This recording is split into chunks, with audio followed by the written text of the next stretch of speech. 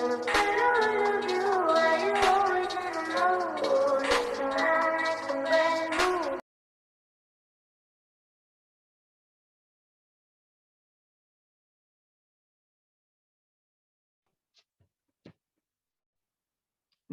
Assalamualaikum warahmatullahi wabarakatuh. Waalaikumsalam warahmatullahi wabarakatuh. Selamat pagi anak-anak, bagaimana kabarnya? Sehat, Pak. Alhamdulillah sehat, Pak. Alhamdulillah.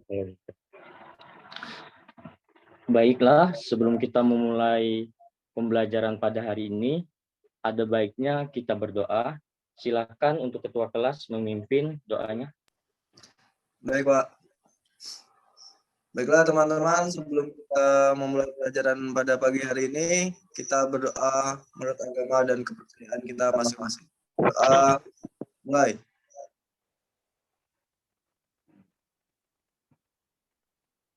Berdoa selesai. Baik, terima kasih Aldi yang telah memimpin doa pada kali ini. Selanjutnya, Bapak akan absen terlebih dahulu. Pertama, Bintang Nugraha. Hadir, Pak. Ahmad Rivaldi. Hadir, Pak. M. David Setiawan. Present. Willianda Rizky. Hadir, Pak. Baik, terima kasih. Ternyata semuanya sudah hadir. Baiklah, materi pada hari ini yaitu tentang ikatan kimia.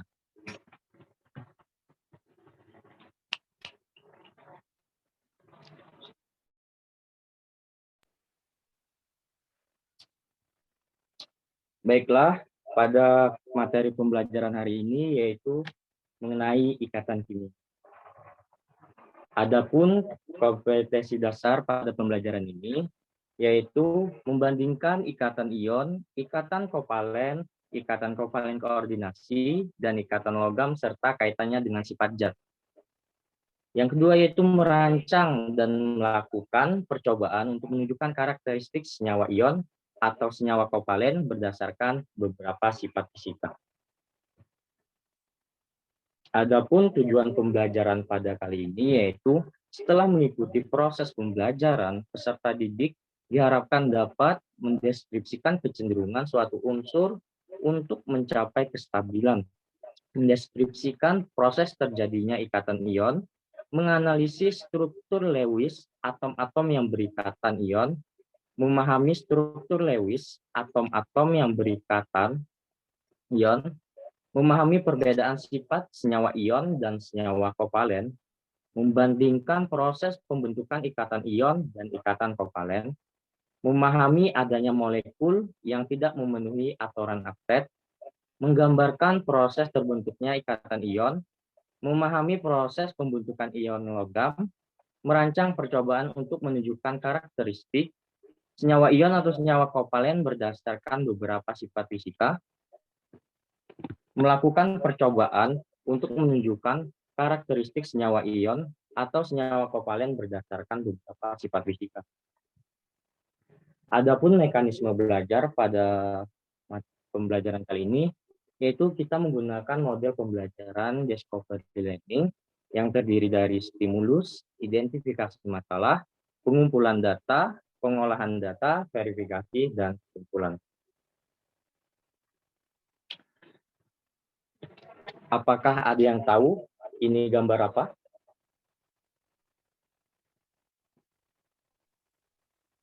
Saya tahu, Pak. Silakan. Itu gambar garam. Oke, terima kasih Aldi. Benar sekali, gambar di atas merupakan gambar garam. Nah, pada gambar garam ini, senyawa yang dihasilkan yaitu senyawa ion. Garam dapur merupakan salah satu contoh dari senyawa ion. Garam dapur itu rumus kimianya adalah NaCl atau natrium klorida. Dalam NaCl padat terdapat ikatan antara ion Na+ dan ion Cl dengan gaya elektrostatik sehingga disebut ikatan ion. Baik, selanjutnya yaitu ikatan kimia. Gaya yang memegangi atom atau ion, molekul, atau kristal disebut dengan ikatan kimia. Elektron memegang peran penting dalam pembentukan ikatan kimia. Nah, dalam ikatan kimia tersebut terbagi menjadi dua, yaitu ada ikatan ion dan ikatan kovalen. Nah, pada kali ini Bapak ingin membagikan dua kelompok. Yang pertama membahas tentang ikatan ion, yang kedua tentang ikatan kovalen. Untuk kelompok pertama yaitu M. David Setiawan dan William Rizky. Yang kedua yaitu Bintang Nugraha dan Ahmad Rivaldi. Bapak beri waktu selama 10 menit untuk mempersiapkan materi tentang ikatan ion dan ikatan kovalen. Baik, terima kasih Pak. Baik, sama-sama.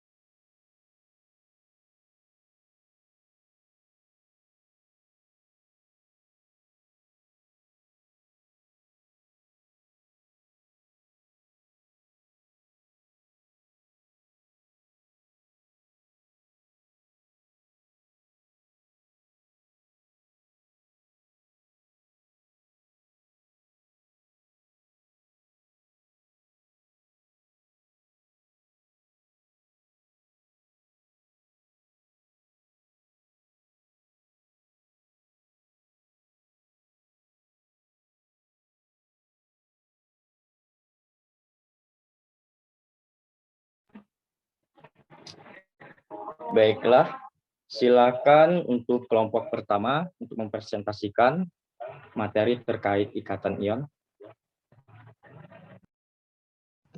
Baik Pak, terima kasih. Sebelumnya saya akan share screen.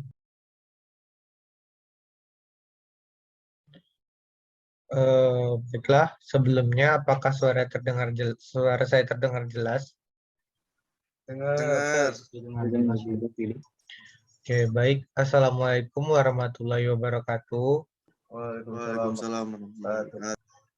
Baiklah, kami dari kelompok pertama dengan anggota Wilianda Rezeki dan M. David Setiawan dengan materi ikatan ion akan mempresentasikan materi yang telah kami susun selama 10 menit tadi.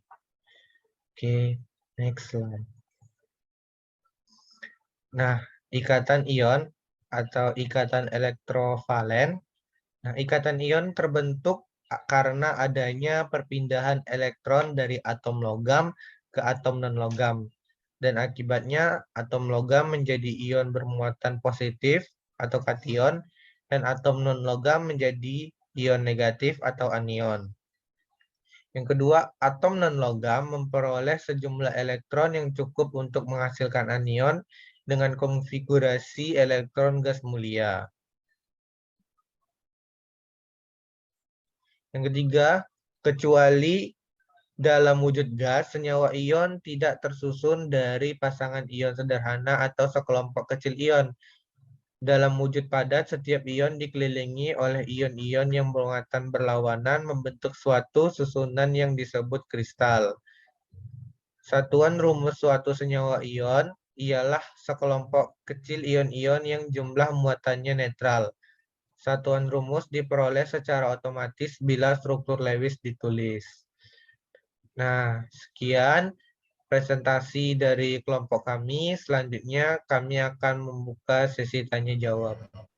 Pada teman-teman yang ingin bertanya, dipersilakan. Izin bertanya, moderator. Baik, dipersilahkan Saudara Bintang Nugraha. Baiklah, terima kasih moderator. Di sini saya akan bertanya kepada kelompok 1 mengenai materi ikatan ion, di mana terdapat sebuah pernyataan bahwa bila unsur-unsur non-logam bersenyawa dengan unsur-unsur non-logam memiliki kecenderungan untuk membentuk ikatan ion. Nah, bagaimana pendapat kelompok 1 mengenai pernyataan tersebut? Tolong jelaskan. Terima kasih. Oke, baik. Terima kasih Bintang. Akan langsung saya jawab. Pertanyaannya, unsur-unsur logam bila bersenyawa dengan unsur-unsur non-logam yang mempunyai kecenderungan untuk membentuk ikatan ion. Nah, bagaimana pendapat kelompok kami tentang pernyataan itu? Nah, ikatan ion terjadi antara atom-atom yang mempunyai energi ionisasi rendah dengan atom-atom yang mempunyai afinitas elektron yang besar. Unsur-unsur logam umumnya mempunyai energi ionisasi yang rendah, sedangkan unsur-unsur non-logam mempunyai afinitas elektron yang tinggi. Oleh karena itu, ikatan ion dapat terjadi antara unsur-unsur logam dengan unsur-unsur non-logam. Itu saja jawaban dari saya. Mungkin kepada teman-teman yang lain ada yang ingin menambahkan, dipersilakan. Izin menambahkan dulu. Iya, dipersilakan David. Baiklah, saya akan menambahkan pertanyaan dari saudara Bintang, di mana yaitu ikatan ion adalah ikatan yang terjadi akibat perpindahan elektron atau sudah terima elektron dari satu atom ke atom lain. Ikatan ion dapat terjadi antara logam atau melepaskan elektron dengan non-logam atau menerima elektron. Atom logam akan melepaskan elektron untuk mencapai kestabilan sehingga membentuk ion positif yang disebut kation. Sedangkan atom non-logam akan menerima elektron untuk mencapai kestabilan sehingga membentuk ion negatif yang disebut anion. Sedangkan jika unsur non-logam dengan non-logam akan cenderung membentuk ikatan kovalen. Ikatan kovalen adalah ikatan yang terjadi karena adanya pemakaian elektron bersama antar dua atom. Pemakaian elektron bersama terjadi pada unsur non-logam dengan unsur non-logam. Proses pembentukan ikatan kovalen digambarkan dengan rumus Lewis. Dari rumus Lewis tersebut, kita dapat mengetahui rumus strukturnya dengan cara mengganti sepasang elektron ikatan dengan garis. Cukup. Begitu, Willy. Oke, terima kasih David. Mungkin dari teman yang lain ada yang masih ingin menambahkan. Saya ingin menambahkan, moderator. Dipersilakan, Rivaldi. Baik, jadi menambahkan dari jawaban Willy dan David. Nah, dikarenakan pada sistem periodik unsur, unsur-unsur logam itu memiliki elektron valensi yang berlebih untuk mencapai oktet. Nah, maka agar unsur jadi stabil, maka unsur logam itu melepas elektron valensinya yang berlebih ke unsur yang lain yang diikatnya. Dan unsur yang memperoleh elektron valensi logam tersebut adalah unsur non-logam. Karena pada sistem periodik unsur, elektron valensi non-logam itu kurang mencapai oktet. Dari saya itu saja. Terima kasih.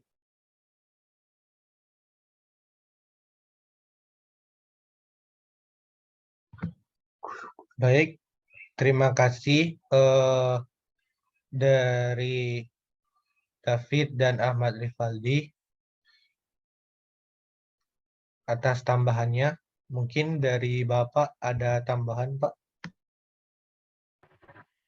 Baik, terima kasih kelompok 1 telah mempresentasikan dengan baik, dan terima kasih juga teman-teman telah membantu menjawab pertanyaan yang baik. Di sini Bapak hanya mendapatkan sedikit tentang pertanyaan dari saudara Bintang. Ikatan kimia terjadi di antara unsur-unsur adalah untuk mencapai bentuk yang stabil, seperti golongan gas mulia. Untuk mencapai kestabilan unsur-unsur akan memiliki kecenderungan untuk melepaskan atau menangkap elektron. Ikatan kimia karena adanya serah terima elektron atau lepas tangkap disebut dengan ikatan ion. Umumnya, unsur-unsur logam memiliki kecenderungan untuk melepaskan elektron agar lebih stabil, dan unsur-unsur non-logam cenderung untuk menangkap agar stabil. Karena itulah, jika dipasangkan antara unsur logam dan non-logam, maka akan cenderung membentuk ikatan ion. Mungkin itu saja.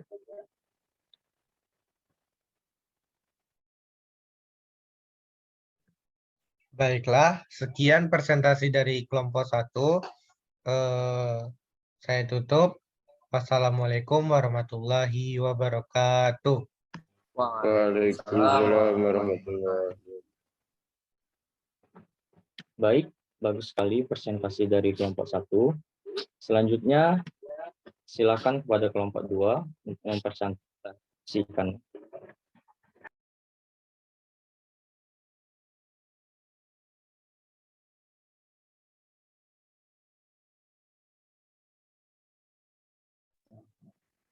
Baiklah. Assalamualaikum warahmatullahi wabarakatuh. Waalaikumsalam warahmatullahi wabarakatuh. Baik, di sini kami dari kelompok 2 dengan anggota kelompok saya sendiri Bintang Nugraha dan rekan saya Ahmad Rifaldi akan mempresentasikan hasil diskusi kami tentang ikatan kovalen. Baiklah, untuk penjelasan ikatan kovalen ini akan disampaikan oleh Ahmad Rifaldi. Padanya disilakan. Baik, terima kasih Bintang. Di sini saya akan menjelaskan mengenai materi ikatan kovalen. Jadi ikatan kovalen ini merupakan hasil persekutuan atau sharing sepasang elektron antara atom yang mengarah pada pembentukan konfigurasi gas mulia. Kemudian kekuatan ikatan merupakan hasil tarik-menarik antara elektron yang bersekutu dan inti yang positif dari atom yang membentuk ikatan. Selanjutnya adalah elektron ini berfungsi sebagai perekat yang mengikat atom-atom itu menjadi satu. Lalu jumlah energi yang harus disediakan untuk memisahkan atom-atom di dalam ikatan kovalen disebut dengan energi ikatan. Nah, selanjutnya jarak antara inti bila energi ikatan dalam keadaan minimum disebut dengan panjang ikatan atau jarak ikatan. Contoh dari ikatan kovalen pada senyawa itu H2, kemudian CH4, NH3, CCl4, H2O, HF, CO2, dan N2. Dari kelompok 2, hanya itu saja yang dapat kami sampaikan. Kami kembalikan ke moderator. Terima kasih. Baiklah, terima kasih penjelasannya Ahmad Rifaldi. Itu tadi penjelasan dari kelompok kami mengenai ikatan kovalen. Untuk selanjutnya, kepada teman-teman bagi yang ingin bertanya, disilahkan. Tanya moderator. Iya, disilakan kepada David.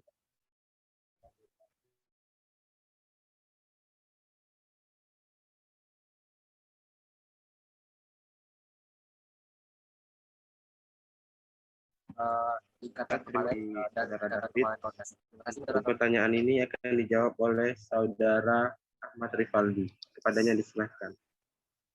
Baik, terima kasih. Di sini saya akan menjawab pertanyaan dari saudara David, yaitu perbedaan antara ikatan kovalen dan juga ikatan kovalen koordinasi. Jadi pada ikatan kovalen itu tersusun atas pemakaian bersama pasangan elektron yang berasal dari kedua unsur yang berikatan. Sedangkan ikatan kovalen koordinasi ini tersusun atas pemakaian bersama pasangan elektron yang berasal dari salah satu unsur yang berikatan.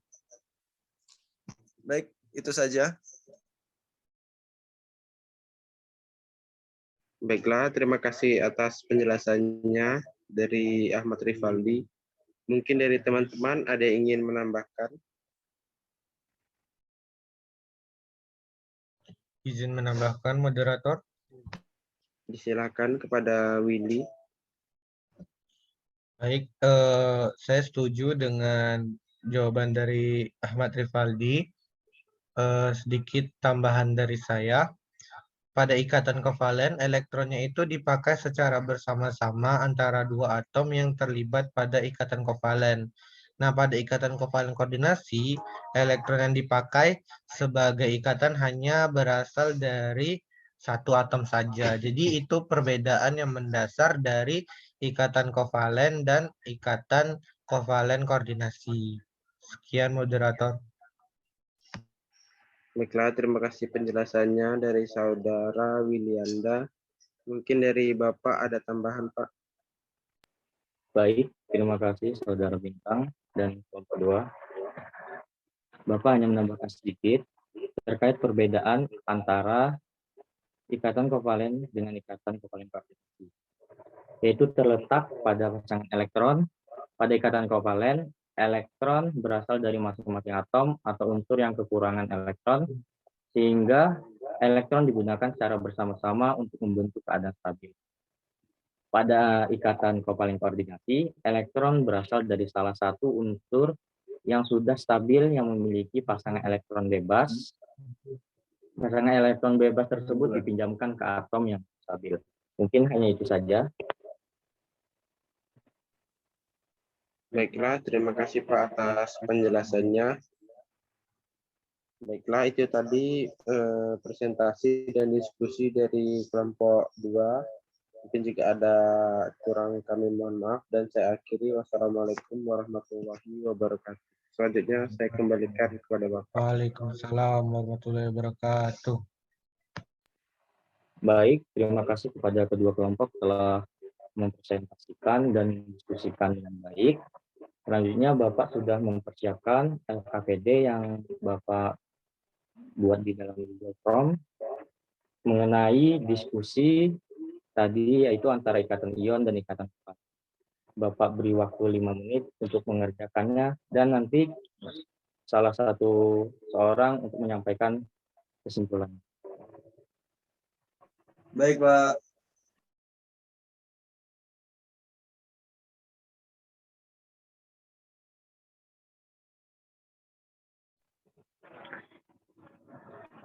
Baiklah, silakan. Saya Pak. Silakan Bintang.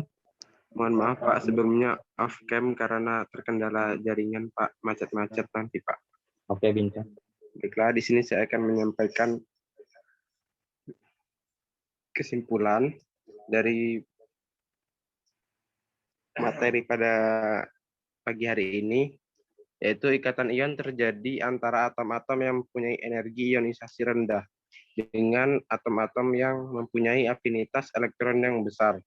Unsur-unsur logam umumnya mempunyai energi ionisasi yang rendah, sedangkan unsur-unsur non-logam mempunyai afinitas elektron yang tinggi. Oleh karena itu, ikatan ion dapat terjadi antara unsur-unsur logam dengan unsur-unsur non-logam. Sedangkan untuk ikatan kovalen tersusun atas pemakaian bersama pasangan elektron yang berasal dari kedua unsur yang berikatan. Sedangkan ikatan kovalen koordinasi tersusun atas pemakaian bersama pasangan elektron yang berasal dari salah satu unsur yang berikatan. Mungkin itu saja Pak, kesimpulan dari saya. Baik, terima kasih Bintang. Dengan adanya kesimpulan tadi, maka berakhir pula lah pembelajaran kita pada kali ini. Mungkin kita sambung minggu depan. Jikalau ada salah kata, Bapak mohon maaf. Saya akhiri dengan ucapan wabillahi taufiq wa hidayah. Wassalamualaikum warahmatullahi wabarakatuh. Waalaikumsalam warahmatullahi wabarakatuh. Terima kasih Bapak. Semuanya Pak.